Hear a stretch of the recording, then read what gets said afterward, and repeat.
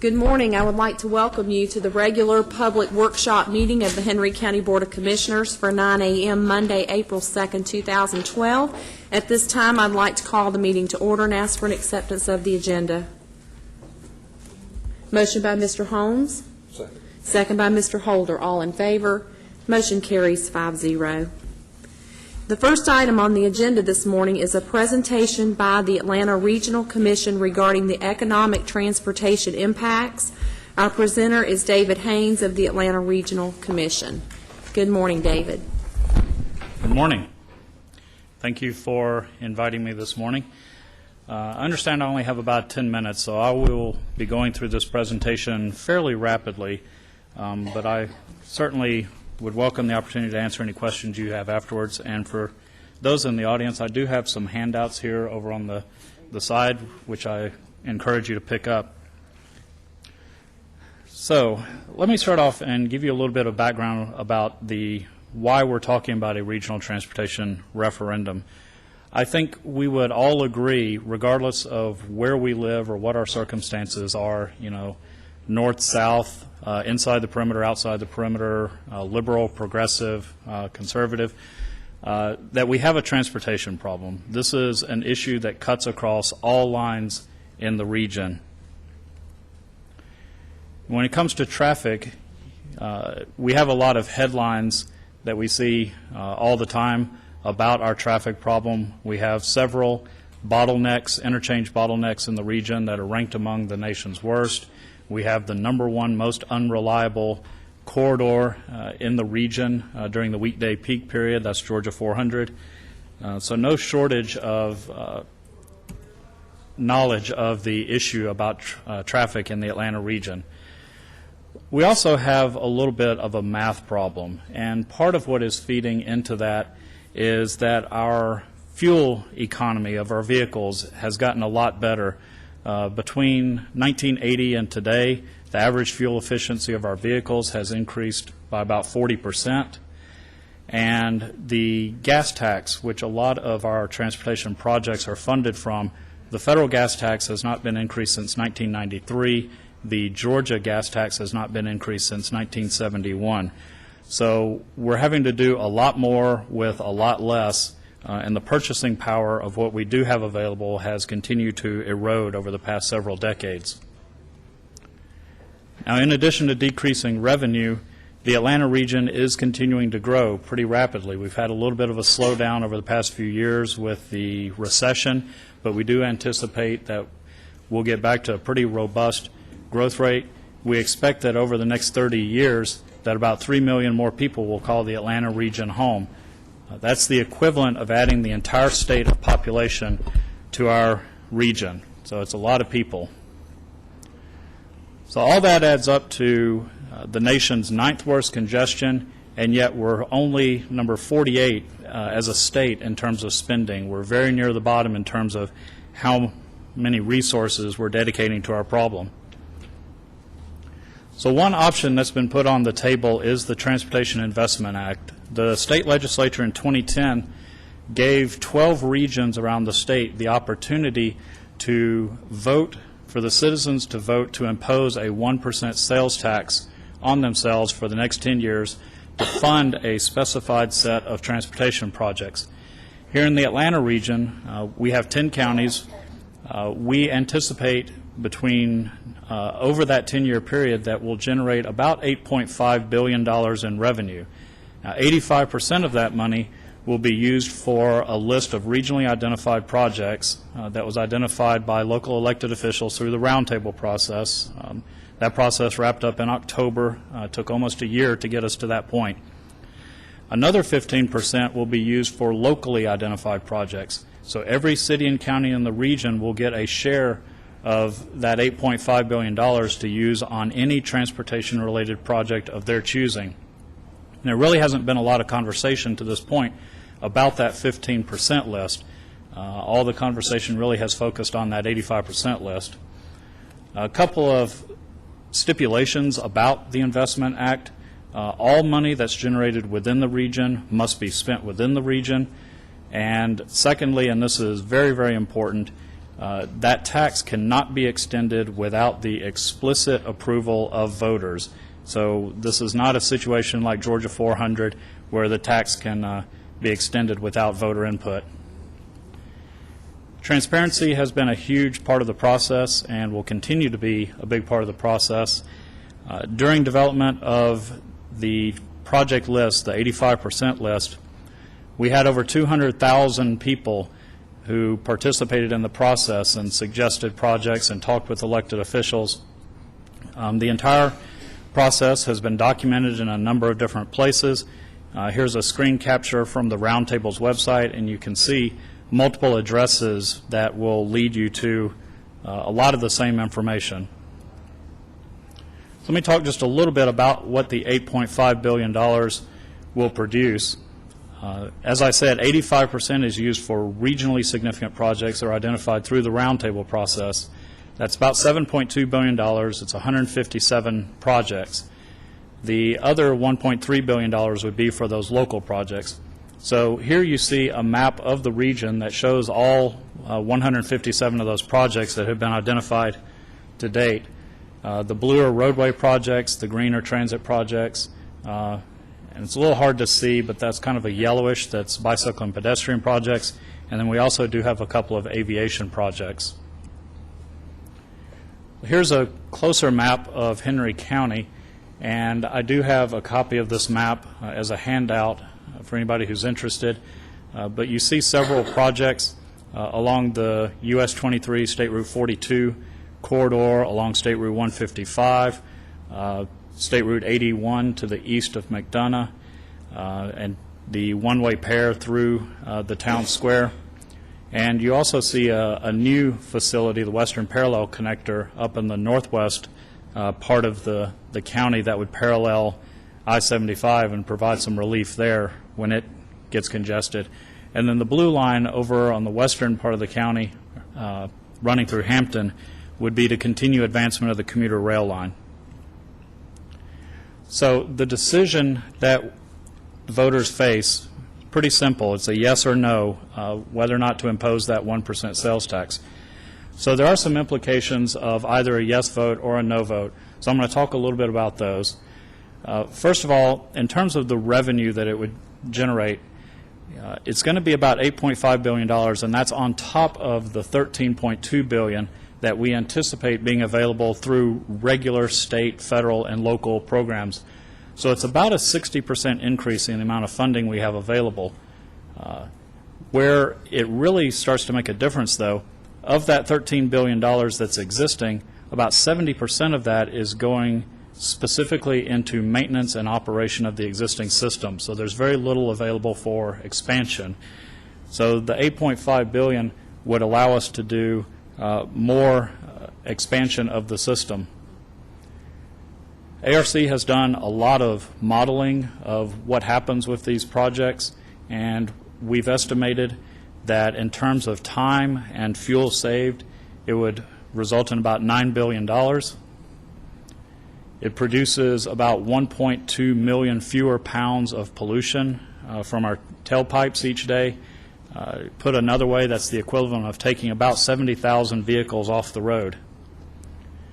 The economic impacts, it does support about 200,000 jobs over a 30-year time frame. This is cumulative through the year 2040, and the reason we do that is because, like any other investment, it does continue to pay dividends over time. So that's why we go beyond the time frame of the tax collection to look at these benefits. Regional GDP and also personal income increase significantly as well. So we know that those pennies do add up. It sounds pretty minuscule, but in these times it is difficult to ask people to increase their sales tax. It's hard to do that even in good times, but particularly right now. In terms of personal impact, the average consumer, it'll cost them about $110 per person per year. So that's not insignificant. We recognize that. That can make a big difference if your economic situation finds you, kind of living close to the edge. And in terms of whether or not this referendum is the best option or the only option to address our challenges, I think that there certainly are other ideas that could be out there in the event that the referendum doesn't pass. And it may be that some of those options could be better, depending on your viewpoint about how we should tackle our challenges. But I would say that the end result of a no vote is not the end of the conversation when it comes to transportation. We're still going to have a congestion problem. We're still going to have limited options. We're still going to be faced with decreasing revenue. So the conversation will go on. Now, whether or not it's a revisitation of a sales tax or if it's some other option, we'll have to see what happens after July 31st. So the question that every voter will have to ask themselves is, what do we have to do as a region to remain competitive? And that's not only competitive from economic growth perspective, but also in terms of quality of life. We're not the only region that's facing this situation. Several other major metropolitan areas around the country that we compete with have had this conversation. They've identified ways to increase their transportation revenue, their building projects. So the decisions that we make in this region, we're not making them in isolation. We have to consider what's happening in the rest of the region as well. So that is an extremely quick overview. I hope that some of this information helps inform you, gives you some facts to help you make whatever decision you choose to make on July 31st. But regardless of how you vote, I certainly do encourage you to get out and let your voice be heard. Thank you, and I'll be happy to entertain any questions. Does any board member have a question for David or Mr. Holder? I have one, and you indicated that the motor fuel tax had not been raised or adjusted since 1971. You may not be able to answer the question, but why has the legislature saw fit to consider that as a sacred cow, I guess, for lack of a better term, for all these years, when Georgia's motor fuel tax really is not as high as some of our neighboring states? Can you answer that? You want me to understand the state legislature? That's a pretty tall question. No, I'm not. I'm just merely asking the question. No, I don't have an answer. I would say, let me caveat the state gas tax issue a little bit. We do have two components to the gas tax. One is a flat rate per gallon, and that is extremely low compared to a lot of other states. We do also have a 4% sales tax per gallon, and that does increase as the price of gasoline increases. So that has been, if you want to look at a silver lining around a very dark cloud, the fact that we're paying $4 gas is actually producing additional revenue that can be used for transportation. But the bottom line is it's simply not enough to address the needs that we have. Now, why there hasn't been a more robust conversation about increasing the gas tax is beyond my pay grade to speculate. All right, can I ask one more question? With the 4% sales tax that's generated from the sale of motor fuel, is that 4% tax held strictly for transportation, or does it go into the sales tax general fund? My understanding is that 3% of that, or 3 of the 4 pennies percent, do go specifically to transportation, and that 1% goes into the general fund. But there's been a lot of conversation about perhaps shifting that 1% into transportation. I don't know if anything actually came out of the legislature over the past year or two to address that. I don't believe that that's the case. But even the 1% of the 4, that could be significant in Yes. the amount of fuel that's sold daily in the state of Georgia. And that I know it hits everybody, but when we're talking about a sales tax that hits everybody that makes any purchase, and we're talking about motor fuel tax, it's basically a user tax or a user fee that everybody doesn't drive the car or whatever. So, just a question. That's all. Mr. Bowman? In one of your slides, it referenced our region, and it showed transit, and it looked like the transit. Is that our Greta buses? What is that? Are you referencing the blue line that was on Yes, this if map? you'll back up several,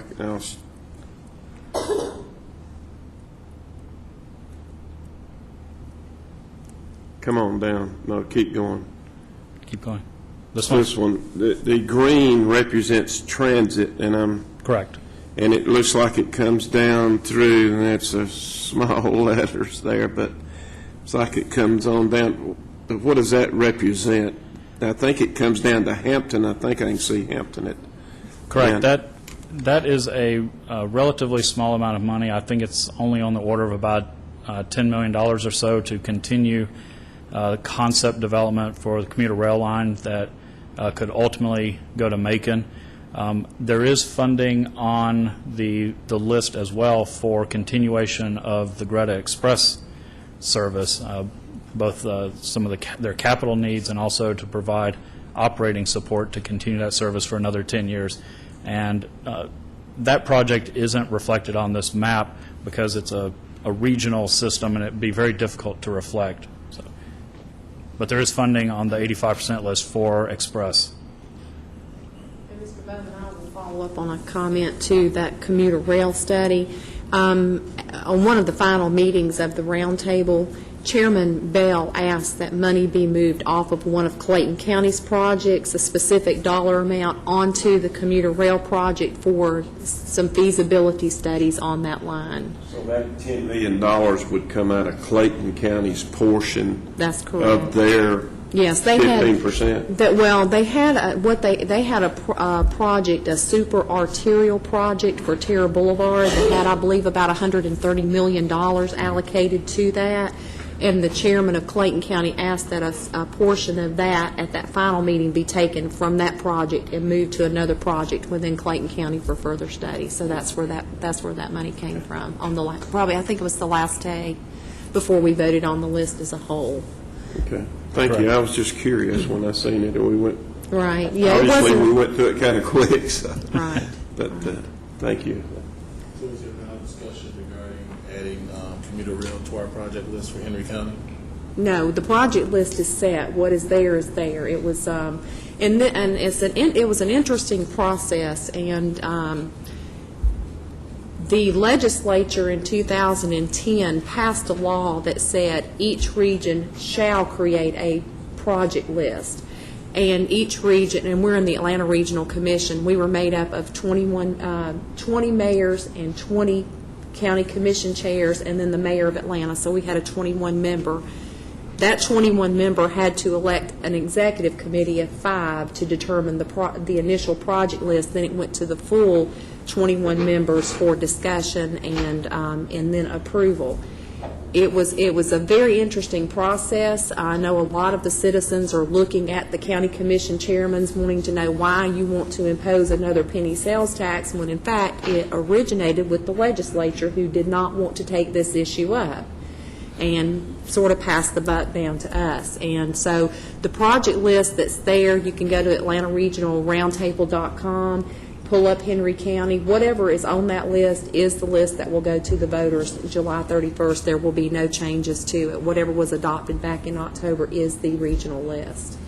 Is there any discussion regarding the funds that Congressman Scott had allocated to the county? Is there any discussion regarding adding it to the referendum if it passes? Well, the way that the project list was developed is that many of the projects were selected because there was some federal or state money that could be leveraged in order to get a greater impact. For instance, in Henry County, the project that one of the projects that ended up on there was a modification to the interchange at Bill Gardner and I-75. $9 million from the regional sales tax was applied to that, but it was to pull down $9 million in federal funding in order to get that whole interchange done. So that's the way we tried to look at all the projects within the list to see if there was any way we could leverage more federal dollars to come into the region as a result of the projects that were selected.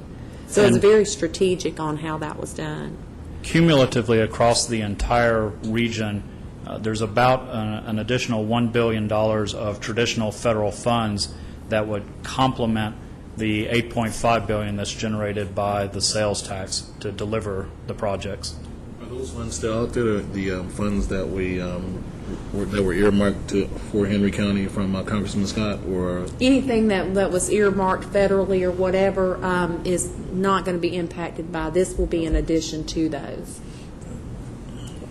And if I could just add one point about where these projects came from, these were not projects that just came completely out of the blue. They all came from existing plans, either at the regional level or the local level. I know Henry County relied quite a bit on its comprehensive transportation plan that was completed a couple of years back to identify needs and priorities. So these are all projects that would get built at some point. It's just, it may be 15, 20, 30 years. The referendum would allow us to complete these projects on a much more aggressive schedule. And from the estimated collections for Henry County, it was estimated that we would collect over the 10-year period $279 million. And the way the project list ended up is Henry County's direct projects are about $193 million. Henry County will receive $74 million back in cash that can be spent on projects determined by the county. And then there's also the additional impact of the Greta Express buses. If this fails and there's not funding for Greta is going to go away. The governor's already said that. He put some gap funding in the supplemental budget, and then next year's budget to just sort of carry us through to see what happens with this, but Greta will go away. But by the time you add the $193 million, the $74 million, and the $10 to $11 million impact from Greta, Henry County will have about a 99.5% return on every penny we generate in our county will come back to the county and benefit. So that's always a concern, is whether or not we're going to be a donor to other areas, and in this case, I would say pretty much not. And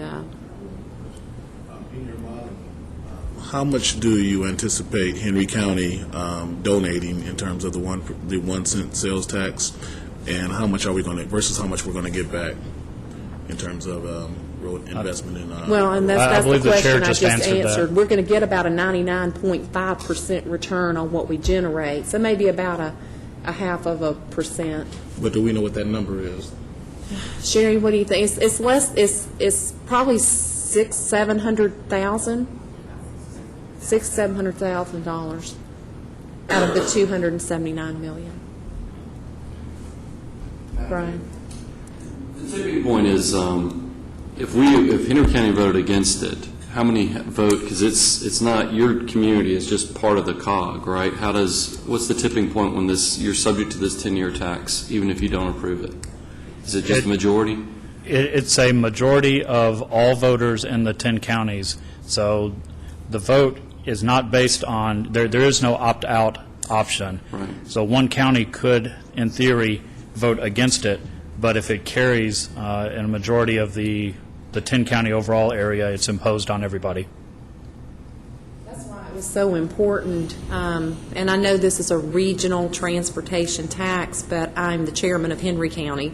That's why it was so important for me to make sure that we had our interests protected as well, and that we were going to get a benefit from this. And so if we're voted in, we're good, and if it passes, we're good, and if it doesn't pass, we're good. Either way, I believe we're covered, and so that was important that I make sure our interests were represented in this referendum. Mr. Is there Bynum? a penalty for any county that would vote? Let's say Fayette County decided that they voted against it, but they're still in the region, so they've got it where they vote against it. Now, is there a penalty for them voting against it? There is no penalty at the county level. The only repercussion financially as a result of a no vote would be there's a pot of money, it's called LMIG, which is Local Maintenance Improvement Grants. That's money that the Georgia Department of Transportation provides to local governments from the state gas tax primarily used for resurfacing projects. If the referendum passes in a region, the local match to access those LMIG funds is 10%. If it fails, the local match will be 30%. But that's for everybody in the region. It's not imposed on a county-by-county basis. Any other questions or comments?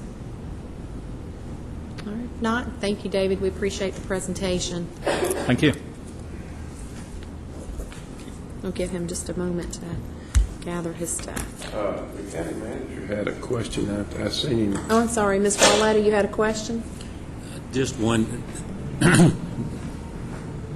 The biggest question I get from a lot of citizens is, how is this money going to come back to us, and how do we know our projects are going to be not in the 10th year or the 9th year? Or how do we know the money's coming back, and how are the projects controlled, and when does the 15% come back? Is it those are the biggest questions I get from citizens is, Okay. let me know that our projects are going to be done. We're not going to wait for Atlanta to get theirs done. And likewise, how do we know we're getting our money as it's available as opposed to waiting down the road? Yeah, those are all really good questions, and the bill does set up something that's a little different in terms of ensuring transparency and accountability than we've had in the past with our regular transportation program. There's a citizens review panel that's made up of appointees, and they are charged, they meet 3 times a year. They have to produce an annual report that documents the status of the projects, what's happening on the financial side. They have the power to request reports from state agencies and local governments as well about where projects stand. Georgia DOT is ultimately responsible for delivering the roadway, the bicycle, pedestrian, and the aviation program. Georgia Regional Transportation Authority is responsible for delivering the transit program.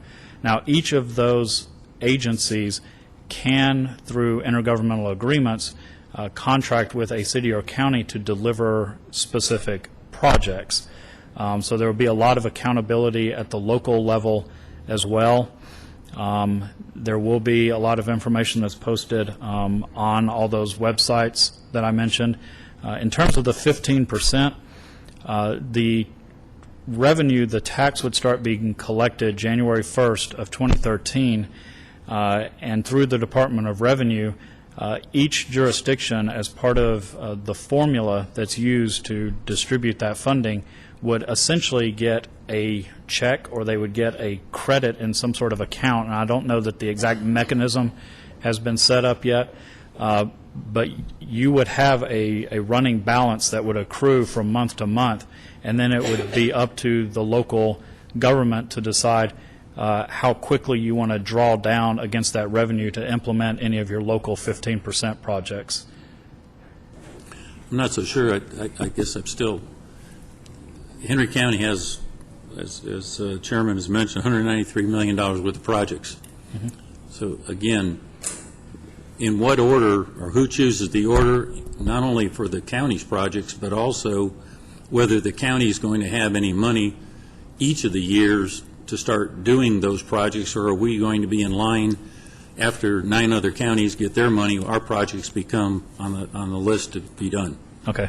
Sorry, I thought I'd hit all of your questions. Obviously, I missed one. The roundtable, when they adopted the project list back in October, they also adopted a tentative schedule, and the projects were laid out in 3 bands. So there was the first 3 years, the middle 4, and the latter 3. So there was a distribution of projects, and a lot of that was really based more on the deliverability of the project. Where does it stand in terms of its development? Something that hasn't had any engineering done or any right-of-way done is obviously going to take longer before it actually gets into construction and is open to traffic than a project, say, for example, that's already actively in right-of-way. So a lot of that was taken into account, and that report lays out a preliminary schedule And it's a good mix across the region in terms of everybody getting something fairly quickly, and other projects obviously will take 8, 9, 10 years to do.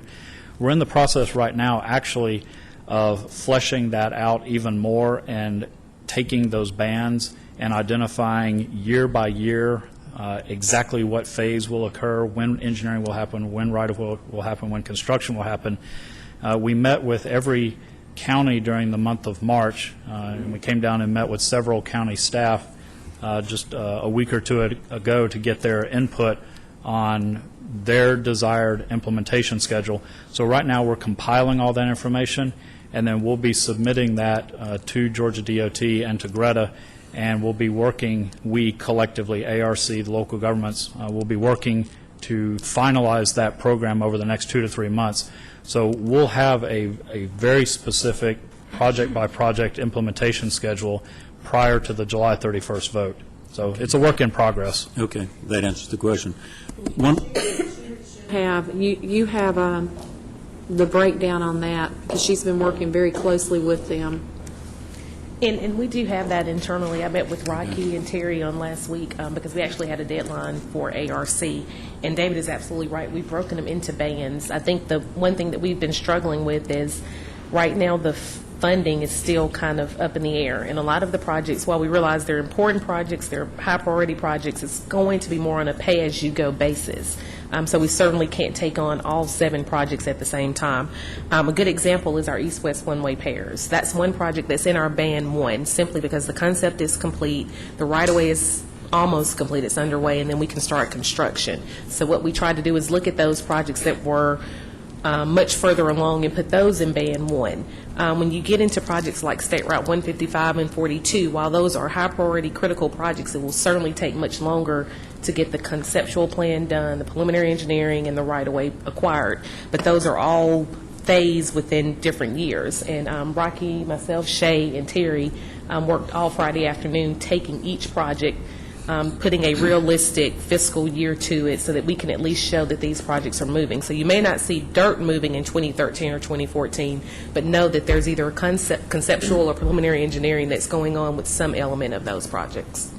That's the key question I think the citizens have asked. They want to make sure we're not at the end of it and find out that there's shortage of funds and we didn't get anything out of it, I think is part of what I'm hearing from some people. So that will be tremendous help. Just the last question I think you touched, and that is the projects as far as the control. You mentioned DOT. GDOT. Are the projects going to be under the control of Henry County and the various counties, or are they going to be under the control of GDOT once the money is available to do the projects?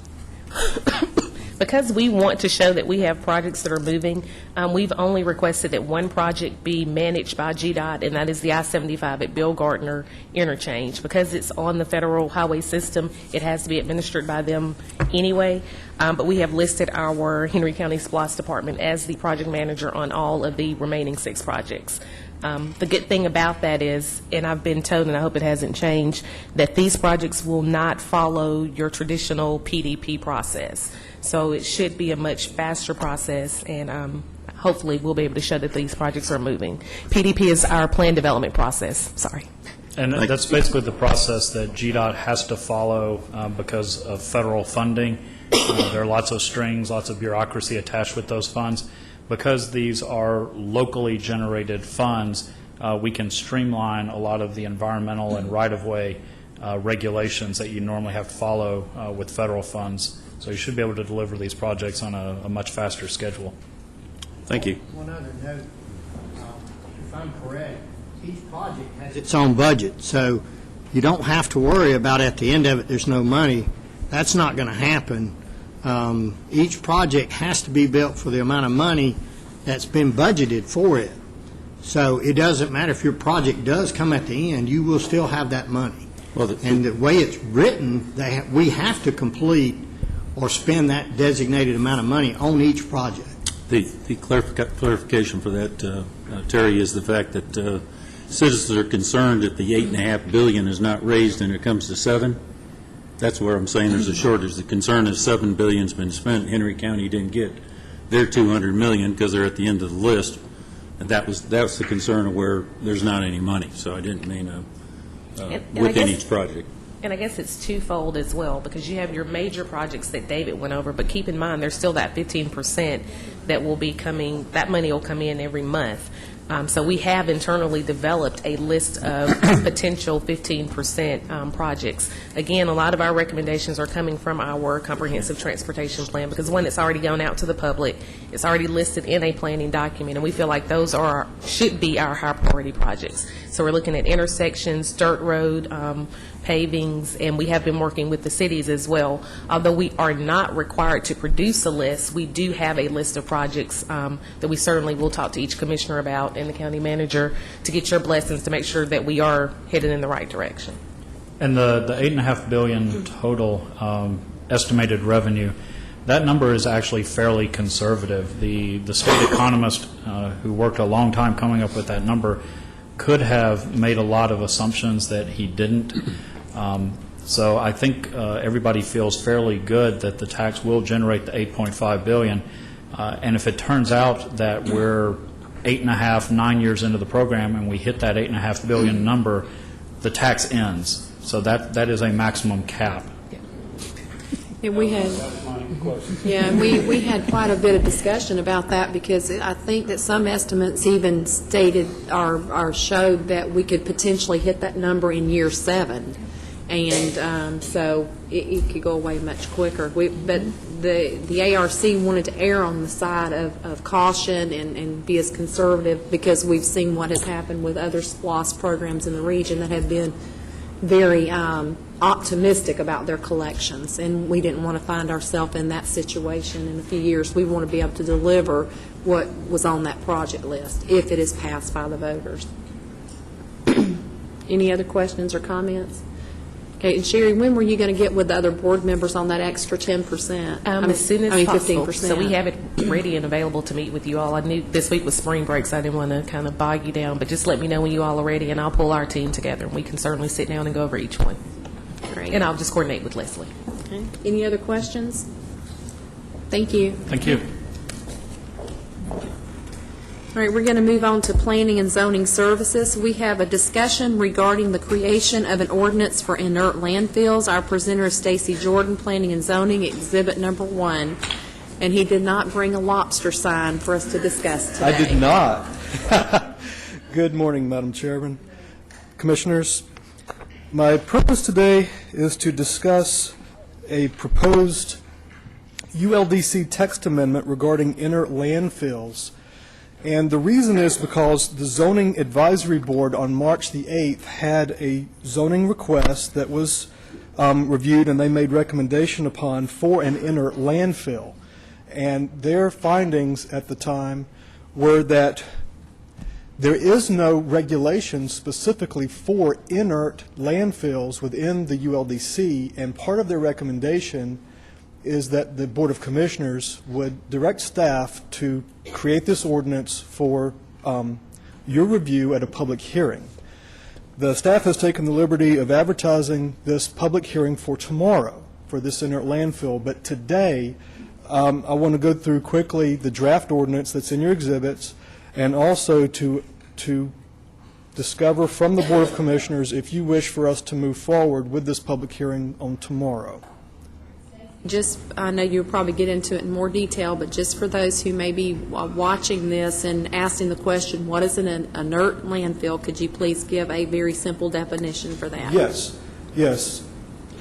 They're both solid waste, which is trash or waste material that's generated by households or businesses, but solid waste is divided up into two: sanitary landfills and inert landfills. A sanitary landfill would take garbage and other waste materials that may rot. An inert landfill may not. An inert landfill is just for earth or dirt and earth-type materials, such as rock or perhaps asphalt or concrete, but not for general construction or demolition waste, such as pieces of wooden studs or pieces of wire or something along that. We're just talking about rocks, concrete, asphalt, dirt, perhaps even limbs or yard trimming type materials.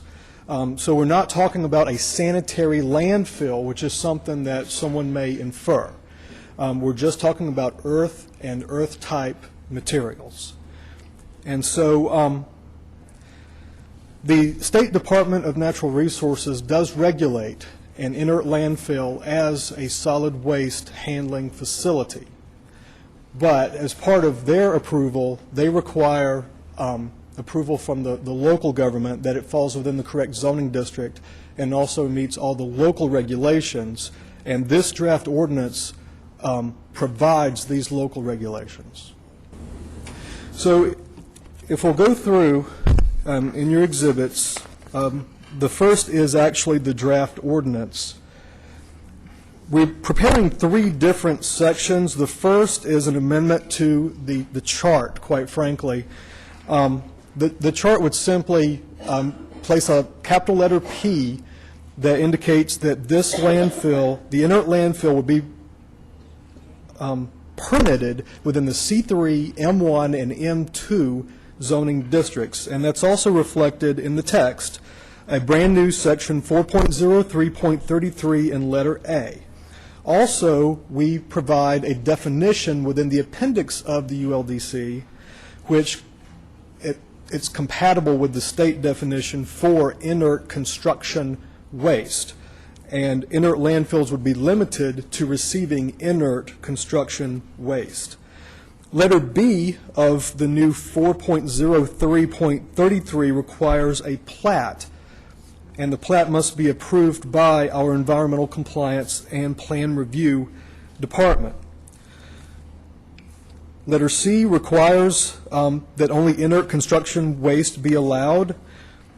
Letter D is also compatible with the state rules, but it goes further to say that if the landfill is proposed to be built upon in the future, that a geotechnical professional letter would be provided that would show that that would be acceptable. And that's also reflected in letter E. Letter E also limits an inert landfill that's proposed to be developed upon from receiving any sort of yard trimmings, leaves, wood, and so forth that could decompose and create a sinkhole type situation. Letter F requires that the existence of all burial sites be disclosed on the face of a deed conveying title. And letter G covers a letter of approval from our Henry County Department of Transportation. Letter H requires that no portion of the inert landfill be conducted within 100 feet of any property line or any enclosed structure which is compatible with the state regulations. It goes further to say that screening materials must be provided within a 20-foot buffer along any public right-of-way that actually meets the minimum county standards for the functional road classification of that right-of-way. Letter I limits the hours of operation from 6 a.m. to 6 p.m., and letter J provides for a sign that may be approved at the site. Are you pleased to take any questions? I just had one quick question, and I know this is a non-action item today. This is simply for informational purposes. Did you take a look at other counties to see how they handle this type of business? I guess it'd be a business. Yes. I did a cursory review, and other counties such as Gwinnett, they don't regulate inert landfills specifically, just as we don't. We did find an ordinance within the city of Savannah, which we took a look at, but mainly in drafting this ordinance, I used our county's own inert landfill requirements for on-site. In other words, if a developer is building or constructing, developing a subdivision, there is a provision in our county code for disposing of construction and demolition waste on-site. This is different in that this inert landfill, it provides regulations for landfills receiving materials from off-site as a business, as you stated. Okay. Does any other board member have a question or comment? Mr. Holder? Just one. Stacy, what's being proposed, certainly, and I'm asking you the question, is it in line with DNR regulations and nothing outside, or this would be enforceable? Yes, sir. It complies with DNR regulations. The only part that may be different is that on the plat that we propose to be required, if there is to be a burn pit, that has to be shown on a plat.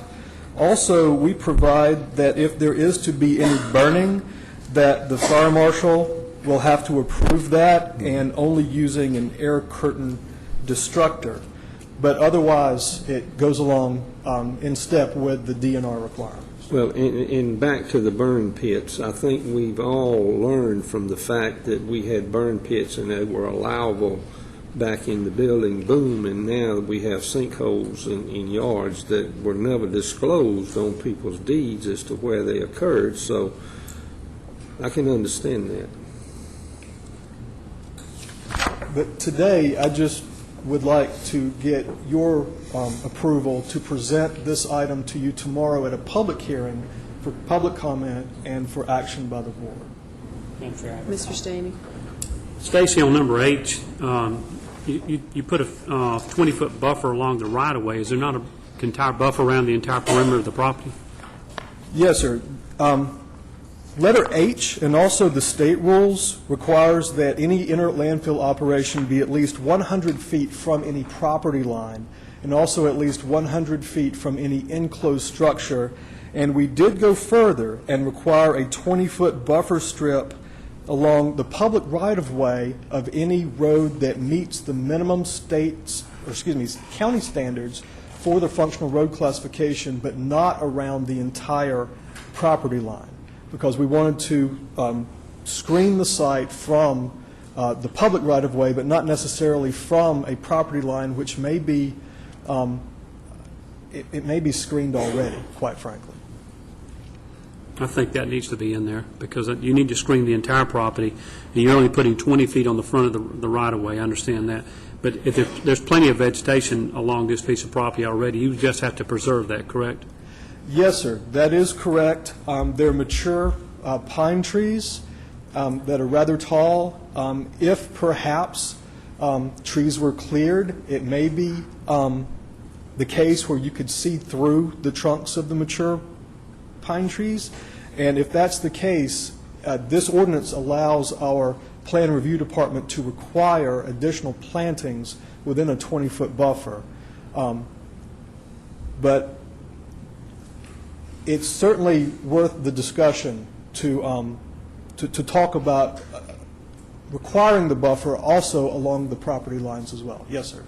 Okay. Any other questions or comments?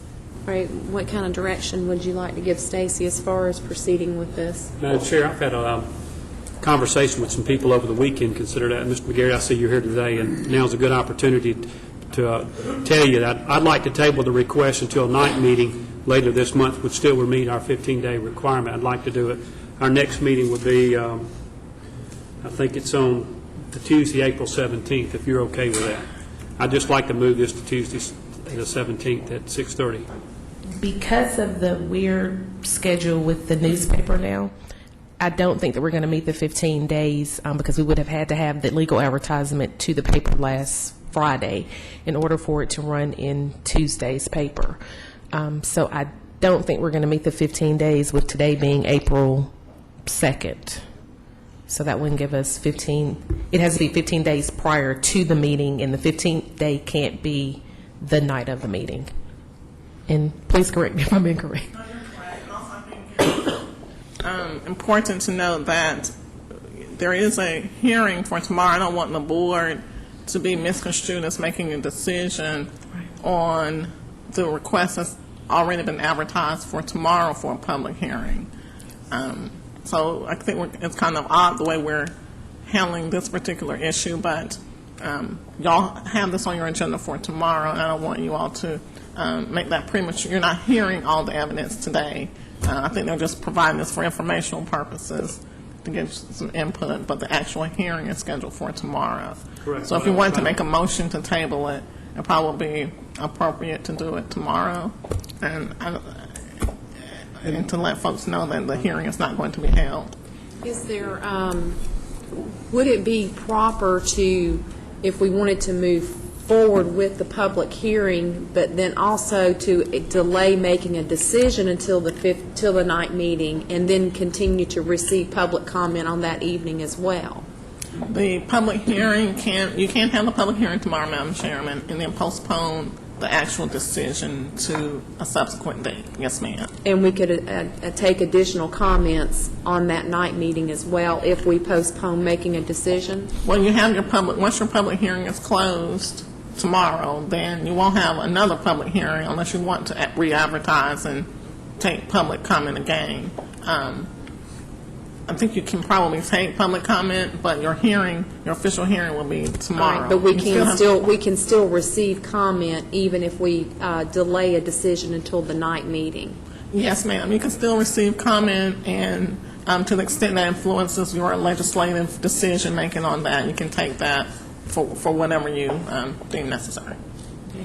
Does that make sense, Mr. Staney? Yeah. I mean, the only reason to move it is to have the Some additional comments from the public. So I don't want to close the comment section completely. I don't mind doing it both times. Okay, so we can have the official public hearing as advertised tomorrow, delay the vote until the night meeting, and take additional comments at that time before a decision is It'll be rendered. the requirement on tomorrow's meeting, and we can just re-advertise it for the 17th, correct? Re-advertise it, yes. But it wouldn't be re-advertised as a public hearing. It would be re-advertised as an agenda item. Now, Madam Chairman, to, I don't want to say further clarify, but just to make the statement, there are 2 public hearings scheduled, actually there are 3. The first is for this item, for the text amendment regarding inert landfills that will cover the entire county. The second is for the rezoning for a particular piece of property from C2 to M1 regarding a particular inert landfill, and the second is an associated case for a comprehensive plan amendment to reflect the rezoning. And so I just wanted to make that statement. Now, Mr. Staney, did you want the comments in regards to what we're discussing today or to the rezoning request? To the rezoning request. We can still hear that tomorrow. It's a modification. Very good, thank you. Okay. All Madam right. Chair. Mr. Bowman? We went through the letters kind of quick, Stacy, and I just got a question on one.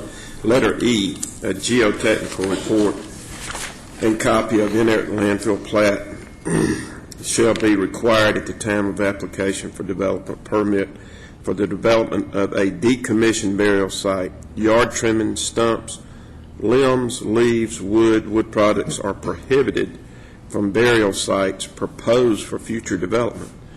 Now, it wouldn't, I mean, does that mean that now and forever and infinity that that's not going to be a future development site, or somebody would have to go and dig it all up and haul it away to someplace else before they could develop it? Right. The question was raised, how do you know that the requirements were actually complied with? And if we had some documentation, such as a geotextile report, then we would be reasonably certain that the requirements of the state, for example, monthly covering over the collected materials with a layer of clean fill, that would be documented. Also, the county proposed requirement to prohibit yard trimming, stumps, limbs, leaves, wood, and so forth from burial sites that are proposed to be built upon, that should also be within a geotechnical report.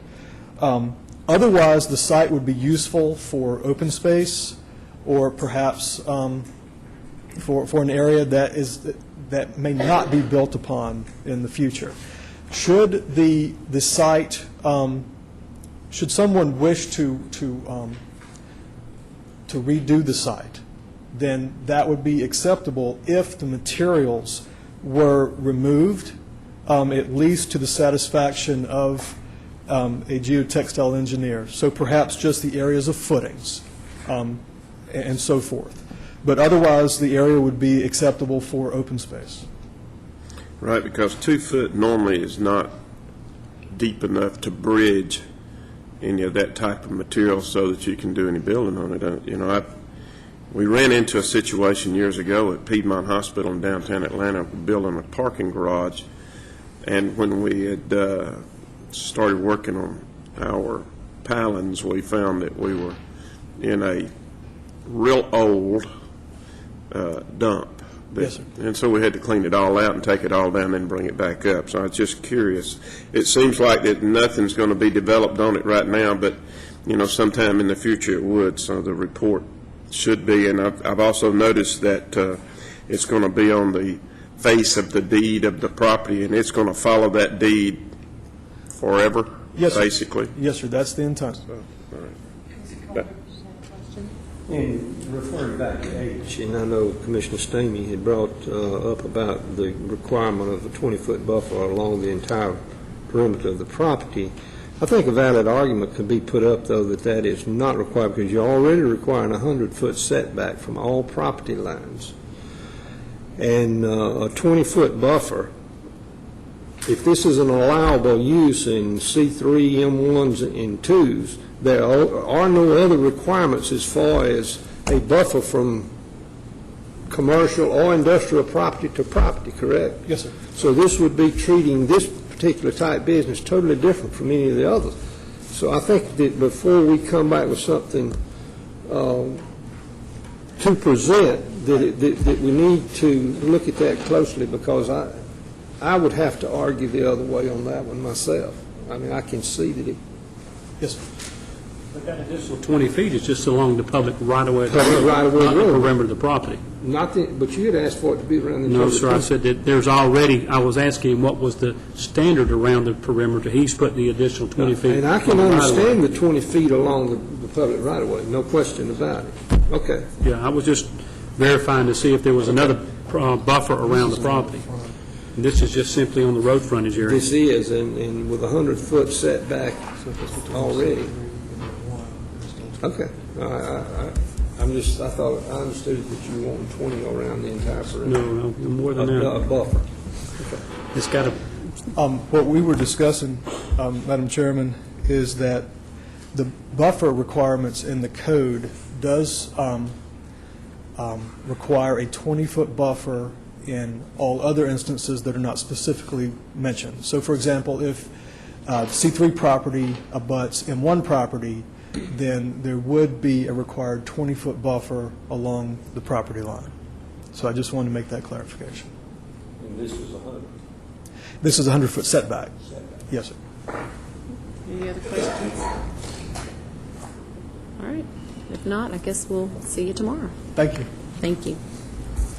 The next item on the agenda is a discussion regarding industrial zoning districts as it pertains to conditional uses, supplemental standards, and certain uses.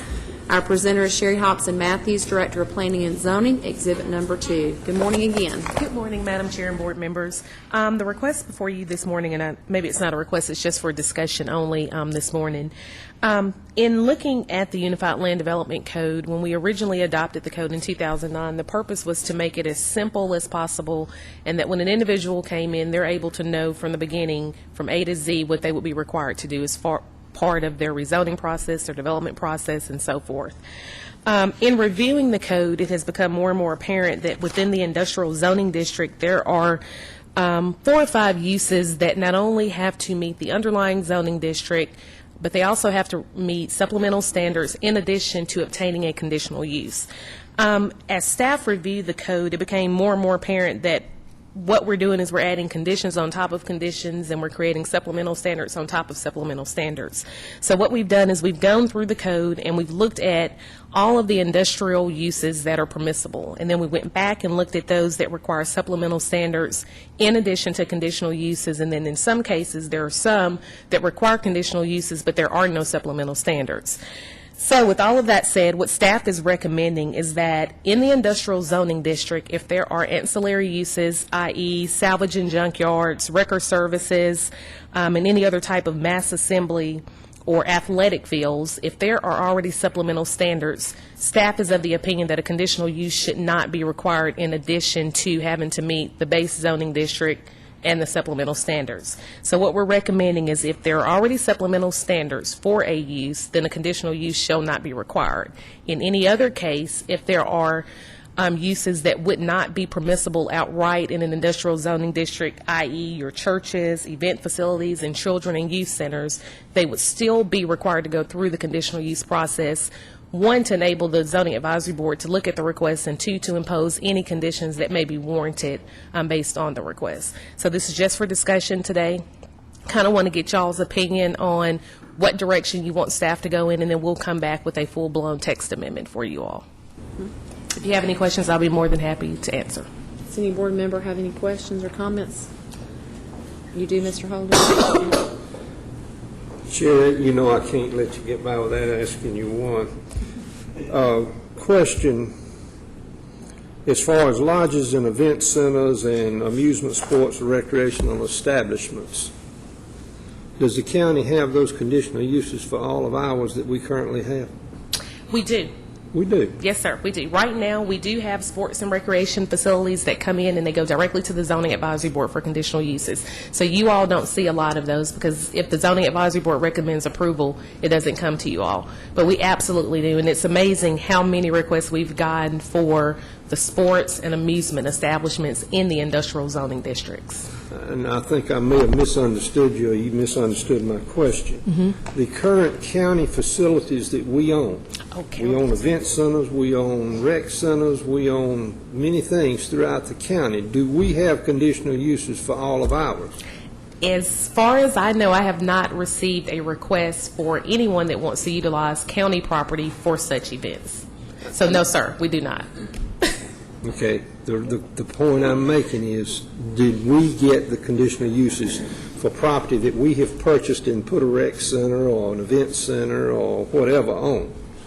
No, sir. Okay. And it's my understanding, and please correct me if I'm wrong, because I don't want to be the attorney, county properties are exempt from the zoning regulations of our code if it's for a county use. Now, if it's me wanting to utilize a county facility, in the past, we have had business licenses that have come in, and we have told them, although it's a county property, if it's not for governmental purposes, then you should be going through the exact same Correct. process. I understand that.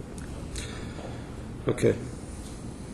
Do you have another one? No, it's- Would you like to see At this language point. in the code as such? Okay. I don't need it. Okay, Mr. Preston? Question, so if you're, under this new change, salvage and junkyards, if it's industrial zoning, it's automatically, is there any limit to how many, or could we have now junkyard districts essentially, do you know what I mean? Because the land has gotten cheaper and there's needs, and I just want to, how do we prevent that from becoming, we blight ourselves to a degree? With our salvage and junkyards, it's only permissible in our M2, which is our heavy manufacturing zoning district. We don't have a limit on the number that we have in the county, but we most certainly, I think, with our M1 zoning, and let me step back for a second, it's only permissible in our M2 zoning district. I think we have more property that is currently zoned M1 than we do M2, but it is something that is permissible by right. So we don't have a limit on the number of salvage yards or junkyards, but we haven't had that many requests for them. We have more requests for your wrecker services and for more of your churches and sports and recreation establishments. And a lot of those want to go in your M1 zone properties. So there's nobody else, I mean, y'all don't see, we don't see that as really a big risk of I'm just worried, my big thing with the county is that we only have so much land to use for M2 and manufacturing and job centers and other things, and I don't want us to get in a situation where a few years down the road we go, oops, we've kind of lost some of the potential for some of the areas that would have been much better used for the long-term viability of the county.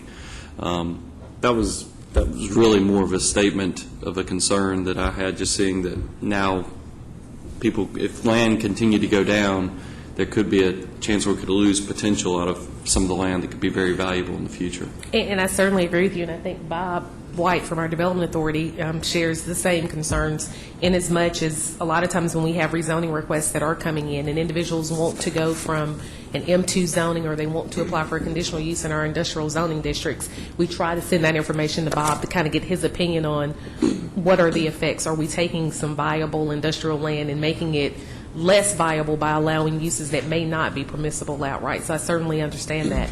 I know in some jurisdictions, and more particularly in our cities, they limit certain specific uses based on their code. So that is something that we certainly can look at, maybe taking a look at how much industrial land we do have on the ground today, and just kind of see how many parcels would be affected if we were to allow this type of use to just go within all of our M2 zoning. Well, and what we're looking at here today is just whether or not something should come to the Zoning Advisory Board for an additional approval. Correct. There are already special standards already in place for these categories of businesses that are already listed. So if they have more stringent requirements already attached to them, should they then in turn also come before the Zoning Advisory Board for another step? Right. Are the standards such that if they're already in that zoning district, they can receive their business permit? And that's absolutely correct. And I think the biggest challenge is our Zoning Advisory Board meets every other month. So if you have a tenant that's trying to relocate, they don't have 2 months to wait to see if the Zoning Advisory Board is going to give them a thumbs up or a thumbs down. In the event they give them a thumbs down, then they have to file an appeal, and then that's another month. So they've lost anywhere between 3 to 4 months trying to get something approved that already has standards in place. And we had the same debate a few years back as it pertained to whether someone could have a beer or wine license in a convenience store. We already had standards in place that if you met these requirements, then you had the ability to locate in these areas, but yet it still came to the Zoning Advisory Board and still came to the Board of Commissioners, where even if we denied them, we didn't have a legal stand in that issue, because the ordinance said if you meet these requirements, you are eligible to have this type of the ability to sell these items in your store. So I think this sort of reminds me of the same thing. We already have those supplemental standards, those extra things you have to do. Even if it came to us and we denied it, we really don't have a legal basis in which to do so. So. Would it be appropriate in the supplemental standards to address the distance between two such facilities? Yes. To address Commissioner Preston's concern, perhaps, cannot be located within so many feet or other appropriate distance measurement? Yes, ma'am. That might be something to Absolutely. look at. Yeah, I think that would be good to do. Any other questions or comments about this discussion item? Mr. Bowman? I understand, and I'm following along with Brian's thought process at the same time. If we've got a number of M2 areas that be very concerning if somebody came in and wanted, because property values have dropped and maybe FDIC's taken over, and they decide that they wanted to put a salvage yard or something in an M2 district like 155 down your way, where you've got the good, the nice buildings and the things that are going on. Eagles Landing Parkway, where we've got a number of businesses located, but there's also property around that area that could be used. These things really need to be addressed, because we just have a limited amount of M2, and we don't need to lose that to something that don't produce jobs and opportunities for, development of areas that are a great concern to us, to enhance Henry County's ability to even bring those in, because once that type of establishment is there, then nobody's going to go in and build an office building or anything, not an office building, but a manufacturing facility that's going to be beside a salvage yard that may, in fact, have a number of issues that go along with the salvage yard. So we need to probably look at that harder and decide, what do we do with that? And it sounds like what I need to do is bring back two separate items. We'll bring back the salvage yards and junk yards for an independent discussion, but then I'll kind of keep the other one moving forward as far as those uses that have supplemental standards and not going through that secondary process of a conditional use. And I most certainly can look at the distance requirements, and then I'll get with Bob and kind of get an idea of how much M2 zone property we have here in the county and which parcels may be affected in a downturn economy is similar to Well, what and the we're other having there. thing, too, I think maybe is to keep that type of, and I'm not trying to stifle a business like that, but maybe we need to keep that in the conditional use so that we can take a harder look at that, as a board, regardless of who is on this board 10 years from now, that's looking at these. It could stifle certain development that I think would be, it could be a problem. I think for our economic development we should probably keep that on conditional use. That's just my thoughts. I agree with what you said about the conditional use. However, we need to be mindful of the fact also, we don't limit how many McDonald's, Wendy's, and Burger Kings we can have, and we don't limit how many or how close these warehouses that were just referred to, how many of them that can be located. So my point is, we have to be mindful of the fact that this is a viable business, even though it might not be as desirable as some that we talk about. It is a business, and I think the attorneys would advise too that somewhere there's a line, and probably the conditional use process might be the best way to address some of this, because we can't just say, because you have a, quote, dirty business or a non-desirable business, we don't want you. We're going to lose if that comes to us in the courts. So we just need to be mindful of that, is what I'm saying. But I don't think we should open the door either to say that you can just come in here just because you meet that standard. I think we need to have at least the board needs to have that conversation in the conditional use. That's why I agree with you that Yes. it needs to be back to a conditional use, possibly on a business like that, that you could determine whether it was in the best use, or this board or whatever board determined whether it was in the best interest of the county to do it. But I also think the supplemental standards as it relates to that specific business needs to be looked at very closely as well. Could the creation of an overlay district address that concern? We could certainly look at an overlay district. Are you saying incorporate an overlay district within all of our M2 zoning districts, or a specific industrial? areas in which we're looking at economic development. Most certainly. The only challenge with that is once we incorporate that overlay, all of the parcels will be affected by it. So typically your overlays cover a wide boundary of parcels. When you institute and incorporate overlays, you want to make sure that the public's involved and that they have the buy-in to agree to being imposed with additional stipulations. But we most certainly, if that's something that you all want us to look at, we most certainly can consider that as well. When you refer to junkyards, do recycle centers fall under that category? We actually have a separate supplemental standard for recycle yards.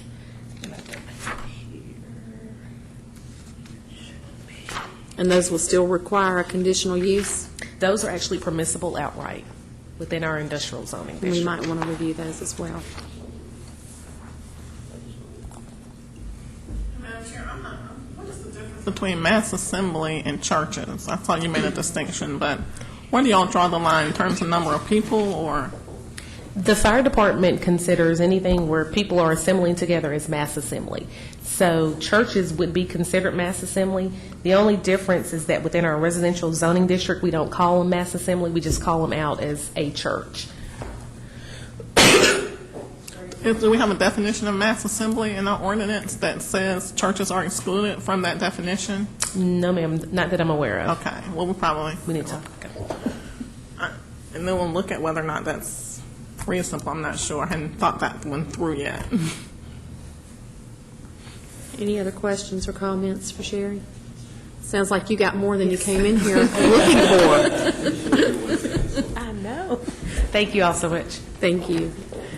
The next item on the agenda is a public hearing to discuss the urban redevelopment plan for underdeveloped or blighted areas within Henry County. And I noticed that Michael Harris is not here as our presenter this morning, but we have Bob White from the Development Authority and Joe Young, who is a consultant working with the Development Authority, to have that discussion and presentation this morning. Good morning. Good morning, and thank you, Madam Chair. And as you noted, I'm not Michael Harris, but Michael had to be out of town this morning and asked us to sit in for us. And the Development Authority is obviously very pleased to be party to the both the urban redevelopment plan and the opportunity zone process. Mr. Joseph Young is with us here as the consultant that is working with us on this. This does satisfy the requirement, and you have materials in your books this morning with a draft copy. It's a virtually complete draft of the Henry Hampton redevelopment plan with some minor tweaks that are anticipated. This, as I understand, was advertised per legal requirements for the hearing, and the schedule of events, we'll be meeting tomorrow night. Michael Harris and Mr. Young will be meeting with the City of Hampton at their City Council meeting for a presentation. And this is part of that, this process that we have as part of the approval both of the urban redevelopment plan and then to move into the application for the opportunity zone, the public hearings, the adoption of the urban redevelopment plan, the establishment of the opportunity zone, and then promoting and offering incentive programs for new businesses coming in as part of that. So Mr. Young is here to answer any specific questions, technical questions you might have. I don't know if you can see it as well here. This graphic does illustrate the boundaries. Here, I don't know if we can go back away on camera. The boundaries follow the Henry County, Spalding County line, and over to the west, boundary to the north, pointing here, follows around. And there's one additional area over here to the east of the downtown area of Hampton. That's also part of this area that's proposed within the redevelopment plan. Does any board member have any questions or comments? As we're discussing just the Hampton plan, and you will come back with one for the city of McDonough and one that incorporates Stockbridge, correct? All right.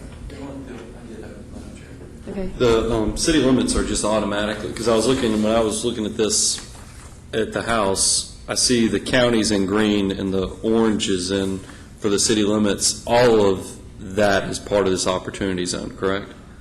Or is it just the green? Just the area within green is designated thus far as anticipated in that. Yes, sir. The green is county unincorporated property. City of Hampton has to adopt their own redevelopment plan, but it will correspond to this. And they'll exclude certain parts of it. There's no reason to put neighborhoods into it, for instance, because you can't develop within them anyway. Okay.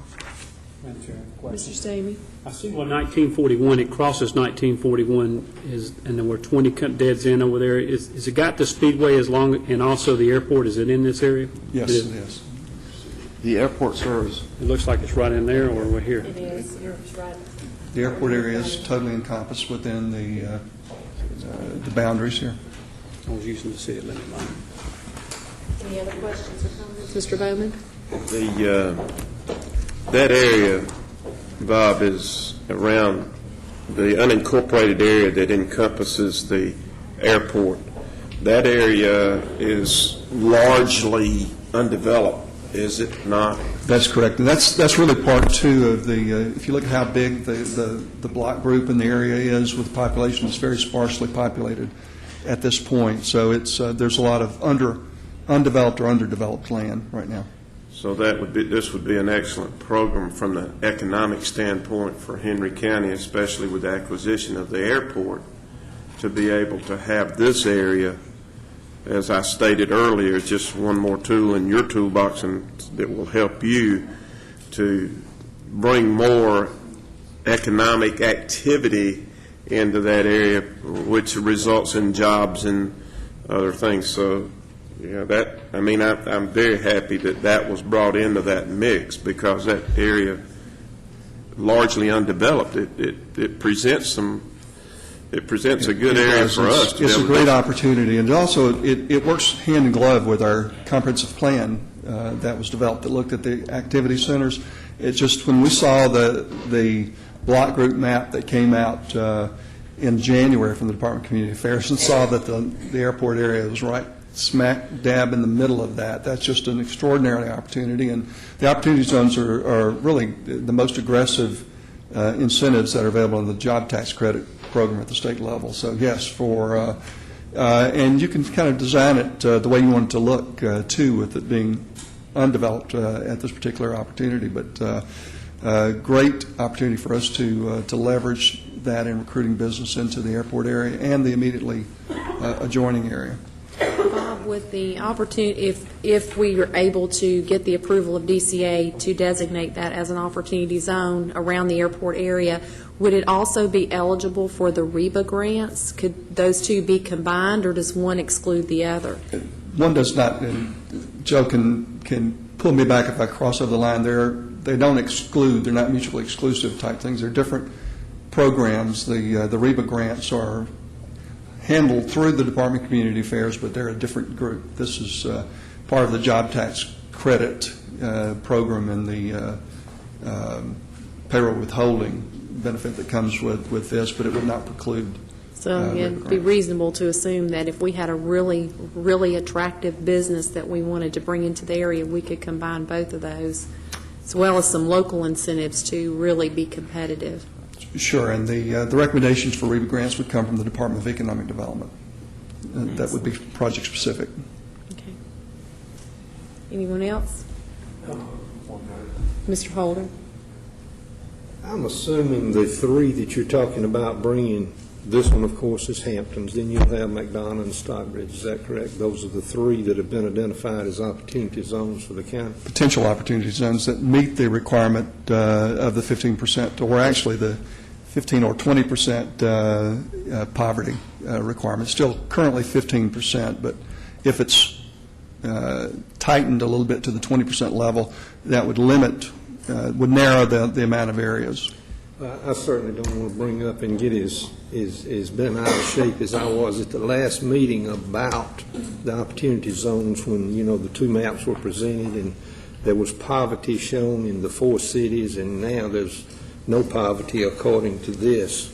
It's going to exist in the southern end of the county. Well, certainly none of us want the poverty, but nevertheless, that's what triggers these zones. Is that not correct? That's what you said. But it also creates a great disadvantage for present or future employers in the southern part of the county as far as an opportunity zone. So I cannot understand, I still do not understand how that entire part of the county was left out of becoming an opportunity zone. And I know you've told me before about how it was the census triggered it. Well, the other map had to be triggered off of something. So I just want to clarify for the record that these are the three, and that's it as far as opportunity zones in Henry County. Correct. It's based on the census. It's based on the block groups that meet the the poverty level test in the discussions before. We were talking about community development block grants and the low and middle income area. But And why did it show up, Bob, in the other one? because that's low and moderate income. This is a It still strict shows- poverty definition and a percentage of that block group area that In the is first above. one, it showed that area as a poverty area. It was no different color of red or anything from any of the other 4 cities. It was all 4 that had the same thing. And that was DCA or whoever it was. What? Right, but again, that's low and moderate income. There are different tests. Okay, well, I for am those. so glad to know that there's no poverty that exists in the southern part of Henry County then. And it's, obviously, it's not. There is poverty, but when you look at the concentration of poverty, and you also got wealth in the other areas, and it becomes mathematical. Also, it's hard for me not to see that the South, again, is not included in some of the mix. So that's okay. But to answer, you've answered my question. Those are the 3 that are going to be, and if that's it, that's it. I don't like it, but that's it. Any other questions or comments? For clarification, I noticed in the area between Highway 41 and 03, there's a number of residential areas there. And I thought I heard Mr. Young say we don't include residential, but there are some pockets of residential. Can you clarify? You can include them. There's no prohibition against it. A lot of times it depends on sort of where you're drawing your line. It doesn't affect them because ultimately your zoning says usually that they can't be commercial. Okay. So it doesn't do you much good. But for purposes of making just sort of defining an area, Yes. if it's convenient to leave them out, they're often left out. But it doesn't mean it doesn't have any long-term or even short-term significance for those areas. However, were you to rezone them, for instance, they would then be within a redevelopment area and eligible if they were included within an opportunity zone. The opportunity zone application itself is done on identifying parcels. Typically, you wouldn't put in the residential parcels for the identification if they're not currently zoned that way. And you can amend your opportunity zone by request of DCA at any time within the 10 years that it's in effect. Okay. If not, this is a public hearing, so I'd like to ask if there's anyone in the audience who wishes to speak on this topic of opportunity zones. Okay, please note there is not. And when will this be coming back to the board for some type of action? Or will it? I believe that the board takes action, if I remember what Mr. Harris's schedule was, on the 16th. The 16th. That would be formal action. There may be some minor modifications to the text of the redevelopment plan. You would approve the actual plan at that point. Great. Thank you very much. Thank you. We're moving on to the public comment portion of our meeting. We have one citizen that has signed up, and that would be Miss Jenny Christian of 1190 North Ola Road, McDonough. And Miss Christian would wish to speak on the mailbox article 4, Section 3-16-50 and 3-16-54. And Miss Christian, if you would please step to the microphone. Yeah, I didn't know if this is like the first step in changing the law or the ordinance. Maybe you could bring the board up. We're not really sure what your issue is. If you could share with us your concern about the ordinance. Yeah, I built a brick mailbox about 2 weeks ago, and I got a code enforcement person that came up and said that if it's over 25 miles an hour, the speed limit, then the mailbox has to come down. And on North Ola Road, it's 45. So are you asking the board to change the speed limit on North Ola Road, or change the ordinance? Or change the ordinance. Or remove the ordinance. Okay. Does any board member have a question? I have one other comment. I've been out there and I've actually seen what Jenny's talking about. There's actually a brick mailbox right across the street from yours, correct? They took it down. Did they really? They got scared. Yeah, they took theirs down. That's actually the reason I built mine, was because they built theirs and it looked really nice. So, we put one up. And the person that built theirs and built ours had no clue about this ordinance. Terry, I have a question for you, because I'm assuming that there's some standard for DOT, or, I mean, can you speak to that? I'd be happy to. One of the reasons for this ordinance, I think, passing several years ago is because of obstacles within a certain distance from the edge of pavement. Our AASHTO and other societies put a lot of emphasis in about 10 or 15 years ago, maybe even 20, in making our roadways a lot safer. And one of the things that came out of that was requiring clear zone distances from the edge of pavement.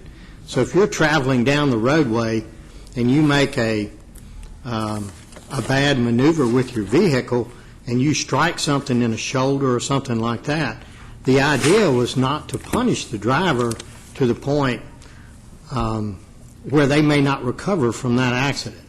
So we try to maintain what we call a clear zone, which is really defined by the speed. Obviously, the faster you're going, the more likely the severity of the impact, if you hit something. So the speed limit is absolutely critical in this. At 25 miles an hour, if you struck a brick mailbox, that would probably hurt a little bit, but I don't think it would have, normally, if you're a seatbelt and all that, I don't know that it would end, say, in a fatality or something that severe.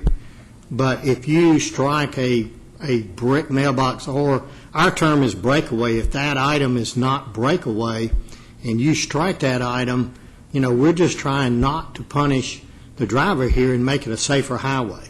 If a mom's driving down the road, the pacifier drops out or something, or kids throw something, she reaches down, she ventures off the road. The idea is to allow the driver to make an error and recover and not punish them. So, we're, as far as DOT, we would maintain that this ordinance is a good ordinance, and we need to try to do that just for the safety of the driving public. And how do you balance that with trees in the right-of-way?